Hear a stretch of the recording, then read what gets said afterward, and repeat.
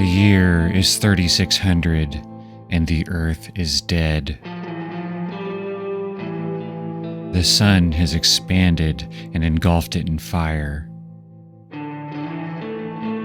The few survivors have seen the last video footage from Earth, shot by those not as lucky as they were. Many decided to spend their last moments filming, sending those video feeds to the only ship to escape. A last desperate attempt to be remembered in the future they will no longer exist in. Not realizing how cruel this was to the survivors, who watched every moment of it with a deep guilt that they would never shake for the rest of their lives. The million or so survivors placed themselves in their hibernation pods and slept for the next 200 years, traveling on the first and last interstellar ship that Earth would ever create. If only that technological breakthrough had come 100 years earlier.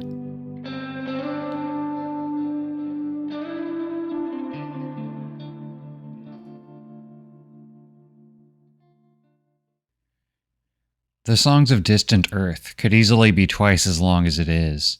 It explores many ideas only briefly. But one of its paramount themes is culture clash.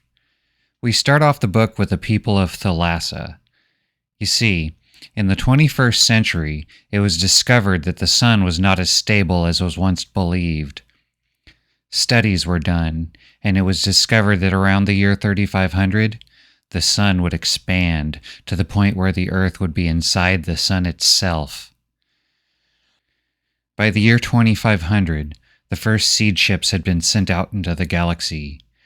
Robotic ships with gene banks on them.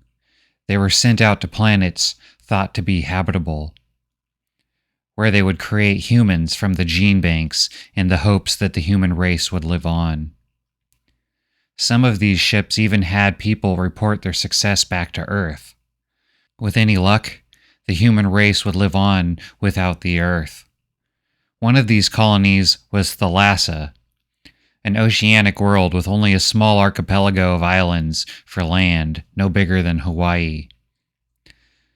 By the year 3000, the date of the sun's expansion had been refined to a specific year, 3620. Around the year 3300, the volcano that made the archipelago of Thalassa once again erupted, destroying the only communications link with Earth. Luckily, no one was killed, but life on Thalassa was peaceful and calm. What did they need news from Earth for? So for over 400 years, they planned to fix the satellite link, but just never got around to it. Then one day, they got a surprise. A ship had entered their atmosphere and had gone streaking over their islands. Once it encircled the planet, it landed at the site of their seed ship's first landing. And again, much to their surprise, living humans came out of the ship. How did humans make it across interstellar space? Ships needed to carry enough propellant to speed up and then slow down at the other end. This meant that you either needed obscene amounts of fuel, or you had to travel very slowly and very lightly. Since it became literally impossible to take large ships from one star to another in a reasonable amount of time, seeing as the fuel requirements started to become non-realistic the bigger or faster the ship became, no human had ever crossed the gap between stars before. So who were these strangers? In the year 3500, a scientific breakthrough had been made on Earth. They had unlocked the secret of quantum vacuum energy. This was written in 1986, by the way. And by doing so, had unlocked interstellar flight. This was a drive that could get its fuel from the vacuum of space, and therefore had no theoretical speed or distance limit, or size limit for that matter. But there was one huge problem. Nobody had ever made one of these engines before, let alone put one in an interstellar ship and flew it across the gulf of space. And there was only about 100 years left before the sun expanded, destroying all life on Earth. The race was on. All of humanity put 100% of its effort into making this last-ditch hope. But it was clear from the beginning that there would never be enough space for everyone, despite the non-existent birth rates. For as humanity approached its end, no one was willing to bring a child into a hopeless world, and the birth rates slowed until the sight of a child in the last days was a rare and troubling occurrence. Entire countries became deserted. Only around 6 million people lived on the Earth in the year 3600, but only about 1 million of them would have space on the Magellan, the first and last interstellar ship that Earth would ever produce. The other 5 million were still on Earth when the sun expanded, and in a last desperate bid for immortality, they set up cameras to record the last seconds of Earth and Mars's lives. And they broadcast these images back to the Magellan as it departed the solar system, on its way to a new hope. Understandably, there was a lot of philosophizing in the final days, and a reverence for life that was previously absent all throughout human history grew. Not just for human life, but all life. And therefore, unlike with the seed ships, the Magellan had chosen a planet devoid of all life. They did not want to trample on another planet's ecosystems and evolution, for even at the end, humanity had still never once seen any sign of intelligent life out there in space. Some claimed it did not exist. Others concluded it was just more rare than previously thought.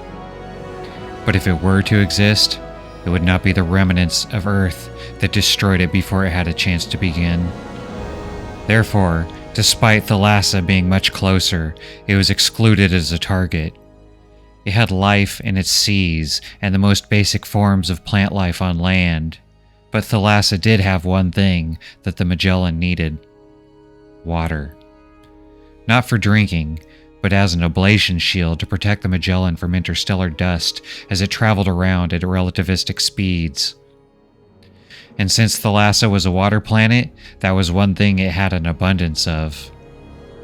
But the Thalassan colony had lost contact with the Earth around 300 years before the Magellan had left the solar system, so it was assumed that Thalassa would be empty.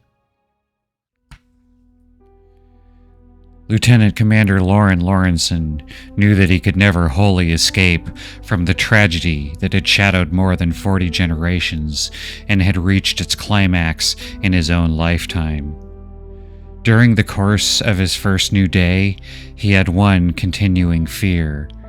Not even the promise and mystery of the beautiful ocean world hanging there below Magellan could keep at bay the thought, what dreams will come when I close my eyes tonight in natural sleep for the first time in 200 years? He had witnessed the scenes that no one could ever forget and which would haunt mankind until the end of time. Through the ship's telescopes, he had watched the death of the solar system. With his own eyes, he had seen the volcanoes of Mars erupt for the first time in 1 billion years. Venus, briefly naked as her atmosphere was blasted into space before she herself was consumed. The gas giants exploding into incandescent fireballs. But these were empty, meaningless spectacles compared with the tragedy of Earth. That, too, he had watched through the lenses of cameras that had survived a few minutes longer than the devoted men who had sacrificed the last moments of their lives to set them up. He had seen the Great Pyramid glowing dully red before it slumped into a puddle of molten stone. The floor of the Atlantic baked rock hard in seconds before it was submerged again by the lava gushing from the volcanoes of the mid-oceanic rift. The moon, rising above the flaming forests of Brazil, and now itself shining almost as brilliantly as had the sun on its last setting only minutes before. The continent of Antarctica emerging briefly after its long burial as the kilometers of ancient ice were burned away. The mighty central span of the Gibraltar Bridge melting even as it slumped downward through the burning air. In the last century, the earth was haunted with ghosts, not of the dead, but of those who now could never be born. For 500 years, the birth rate had been held at a level that would reduce the human population to a few million when the end finally came. Whole cities, even countries, had been deserted as mankind huddled together for history's closing act. After watching the final moments of Earth, the crew of the Magellan placed themselves in hibernation for 200 years, until they arrived at Thalassa, when their computer awoke several of them. A crew that would take water from the oceans of Thalassa, freeze 600 tons of them in an interlocking hexagonal shape, and then use a string of incomprehensible strength to lift it up into orbit where it would be placed in front of the Magellan along with several hundred others. Finding the planet inhabited was a pleasant surprise, but how would the people feel about their presence? Life on Thalassa was simple, but the residents were by no means backwards. Since storing every bit of information humanity had ever known was both difficult, if not impossible, and unhelpful, since the fledgling colony would just drown in useless information, possibly never finding the helpful stuff. Each seed ship had a board of people deciding what information would be given, and what would be withheld. Some ships were even created and launched by private or religious organizations. Obviously, the information these ships contained reflected the values of the people making those decisions. Thalassa's board had decided to omit anything that was seen as divisive or was likely to cause conflict. This meant that politics was a non-issue, as a computer would choose a citizen at random to serve as president after the end of each previous term. This eliminated anyone who was likely to hunger for power they could wield, as it was well known that anyone who seeks power should not have it. And religion was completely edited out of human history. This was a colony that had never heard of any of the mythical creatures known as gods. The supernatural was altogether missing from their knowledge base and beliefs. Due to this, Thalassa had never known war or corruption. Conflict in any way more serious than sports was unknown to them. Most Thalassans lived their entire lives without any major trauma, apart from the unavoidable deaths from old age and the rare accident. Thalassa was a paradise.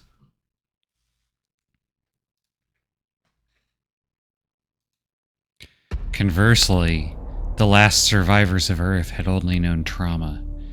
Not only was there a desperate race to create the Magellan and choose its crew, which was fraught with logistical and emotional problems. As the final days approached closer and closer, people both became more desperate as well as had less to lose. People were starting to live out their fantasies without anything to hold them back. If you wanted to know what it was like to kill someone, then why not do it? They wouldn't live that much longer anyway, and if you got caught, so what? You wouldn't be in jail for long. The final days were a nightmarish chaos. There was even a terrorist attack on the Magellan, trying to prevent it from leaving. Two rival sects both claimed responsibility. One believed that it was God's will that they all die in fire, and a second that believed that it was a test and God would not actually do it as long as we didn't anger him by sinning and or trying to avoid his test by running away in a spaceship. After the horrors of Earth, Thalassa and its people seemed like heaven. There didn't seem to be anything dangerous on the entire planet. And as they created their freezing plant and began to lift the snowflakes, as they called them, up to the Magellan, a strange creature was sighted. One day as they were going to begin operations, they found an enormous lobster-like creature in the freezing pond. It was eating the kelp they were adding to the ice to help with its tensile strength. But the fact that this creature was noticeably more advanced than the other life forms on the planet was not the most striking feature. For the oceans of Thalassa were barely explored. Many creatures were certainly unknown. But this 6-foot-tall lobster had metal bands wrapped around one wrist. Metal it had stolen from the underwater communications lines between the islands. This explained several repair issues. So the lobster was marked with a tracker and camera, and this is where the real surprises began. These lobsters lived in colonies dug into a cliffside underneath the ocean. Outside of this, they could be seen carrying baskets and other rudimentary items that they had clearly made. And most surprising of all, they had a plantation of kelp.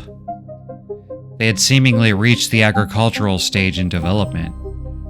It seemed very likely that this was not just an instinctual driven action, like an ant building its nest.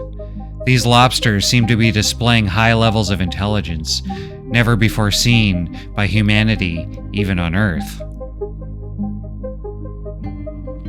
Thankfully, not many biologists or anthropologists were required to freeze ice, so most were still in hibernation.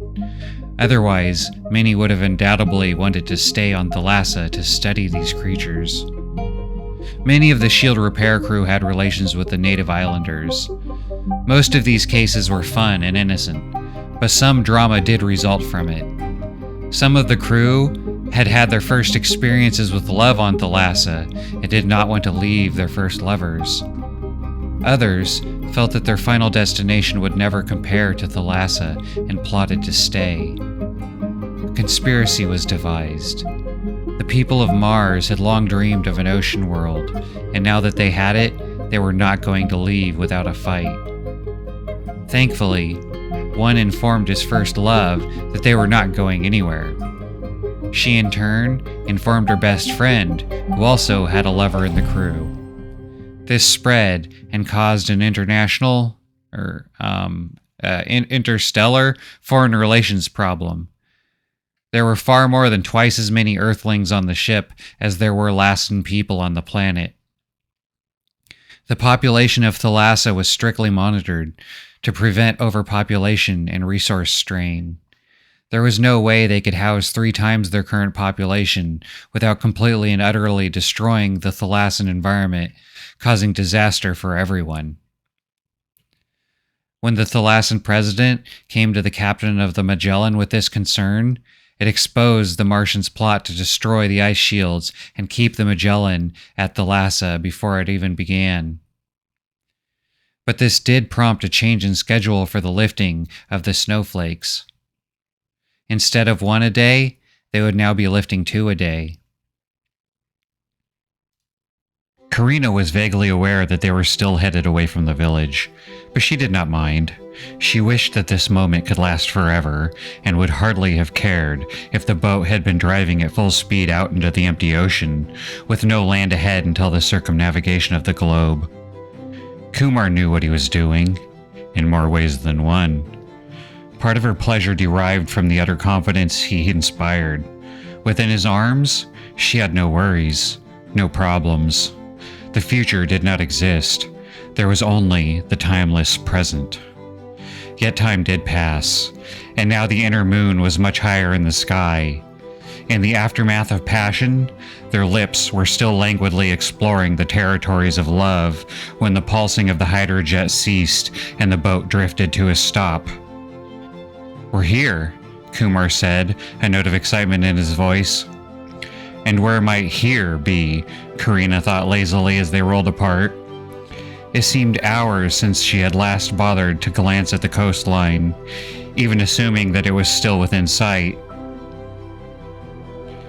She climbed slowly to her feet, steadying herself against the gentle rocking of the boat, and stared wide-eyed at the fairyland that, not long ago, had been the dismal swamp, hopefully but inaccurately christened Mangrove Bay. It was not, of course, the first time she had encountered high technology. The fusion plant and the main replicator on North Island were much larger and more impressive, but to see this brilliantly illuminated labyrinth of pipes and storage tanks and cranes and handling mechanisms, this bustling combination of shipyards and chemical plants all functioning silently and efficiently under the stars with not a single human being in sight, was a real visual and psychological shock. There was a sudden splash, startling in the utter silence of the night, as Kumar threw out the anchor. "Come on," he said mischievously. "I want to show you something." "Is it safe?" "Of course. I've been here lots of times." "And not by yourself, I'm sure," Karina thought. But he was already over the side before she could make any comment. The water was barely more than waist deep and still retained so much of the day's heat that it was almost uncomfortably warm. When Karina and Kumar walked up to the beach, hand in hand, it was refreshing to feel the cool night breeze against their bodies. They emerged from the random rippling of tiny wavelets like a new Adam and Eve, given the keys to a mechanized Eden. "Don't worry," Kumar said. "I know my way around. Dr. Lawrenson's explained everything to me, but I found something I'm sure he doesn't know." They were walking along a line of heavily insulated pipes, supported a meter from the ground, and now for the first time, Karina could hear a distant sound, the throbbing of pumps forcing cooling fluid through the maze of plumbing and heat exchangers that surrounded them. Presently, they came to the famous tank in which the scorp had been found. Very little water was now visible. The surface was almost completely covered with a tangled mass of kelp. There were no reptiles on Thalassa, but the thick, flexible stalks reminded Karina of intertwining snakes. They walked along a series of culverts and past small sluice gates, all of them closed at the moment, until they reached a wide, open area, well away from the main plant. As they left the central complex, Kumar waved cheerfully at the lens of the pointing camera. No one ever discovered, later, why it had been switched off at the crucial moment. "The freezing tanks," Kumar said, 600 tons in each, 95% water, 5% kelp. What's so funny?" "Not funny, but very strange," answered Karina, still smiling. "Just think of it, carrying some of our ocean forest, all the way out to the stars. Who would ever imagine such a thing? But that's not why you brought me here." "No," said Kumar softly. "Look." At first she could not see what he was pointing at. Then her mind interpreted the image that flickered at the very edge of vision, and she understood. It was an old miracle, of course. Men had done such things on many worlds for over 1,000 years, but to witness it with her own eyes was much more than breathtaking. It was awesome. Now that they had walked closer to the last of the tanks, she could see it more clearly. The thin thread of light, it could not have been more than a couple centimeters wide, climbed upward to the stars, straight and true as a laser beam. Her eyes followed it until it narrowed into invisibility, teasing her to decide the exact place of its disappearance, and still her gaze swept onward, dizzyingly, until she was staring at the zenith itself and at the single star that was poised motionless there, while all its fainter, natural companions marched steadily past it towards the west. Like some cosmic spider, Magellan had lowered a thread of gossamer and would soon be hoisting the prize it desired from the world below. Now that they were standing at the very edge of the waiting ice block, Karina had another surprise. Its surface was completely covered with a glittering layer of golden foil, reminding her of the gifts that were presented to children on their birthdays or at the annual landing festival. "Insulation," Kumar explained, "and it really is gold, about 2 atoms thick. Without it, half the ice would melt again before it could get up to the shield." Insulation or no, Karina could feel the bite of cold through her bare feet as Kumar led her out onto the frozen slab. They reached its center in a dozen steps, and there, glittering with a curious non-metallic sheen, was the taut ribbon that stretched, if not to the stars, at least the 30,000 kilometers up to the stationary orbit in which Magellan was now parked. It ended in a cylindrical drum, studded with instruments and control jets, which clearly served as a mobile, intelligent crane hook, homing onto its load after its long descent through the atmosphere. The whole arrangement looked surprisingly simple and even unsophisticated. Deceptively so, like most products of mature, advanced technologies. Karina suddenly shivered, and not from the cold underfoot, which she now scarcely noticed. "Are you sure it's safe here?" she asked anxiously.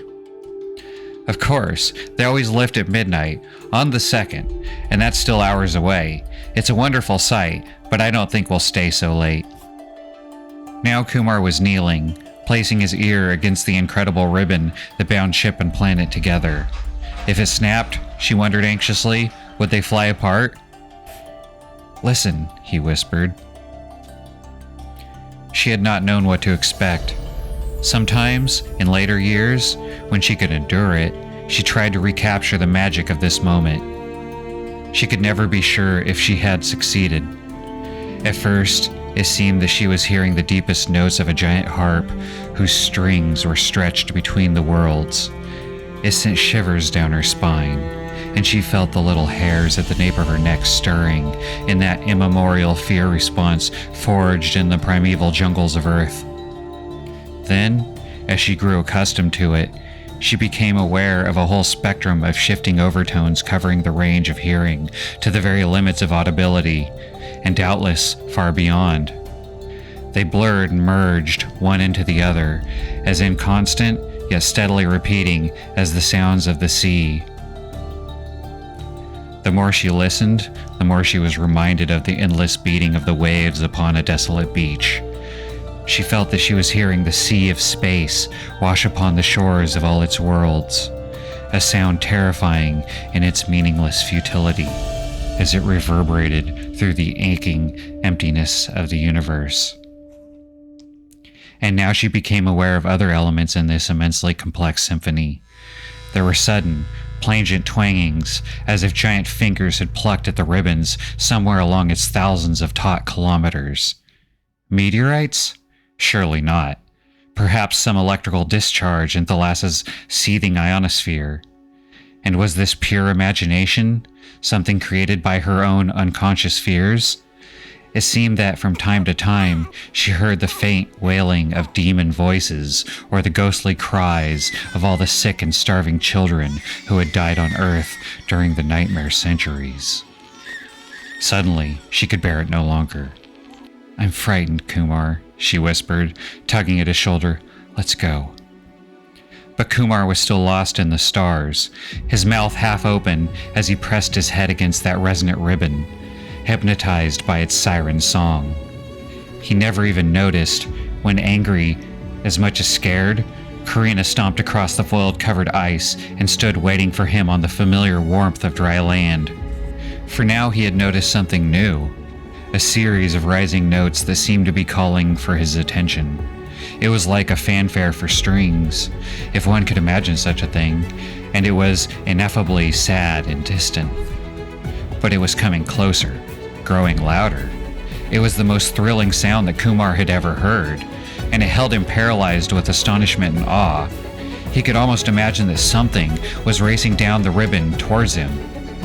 Seconds too late, he realized the truth as the first shock of the precursor wave jolted him flat against the golden foil and the ice block stirred beneath him.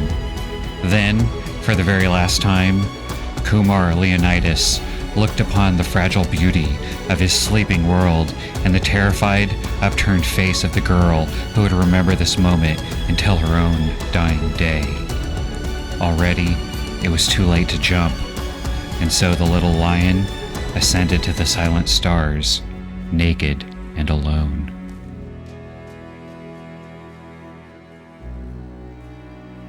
After this tragedy, the Magellan completed its ice shield and departed Thalassa.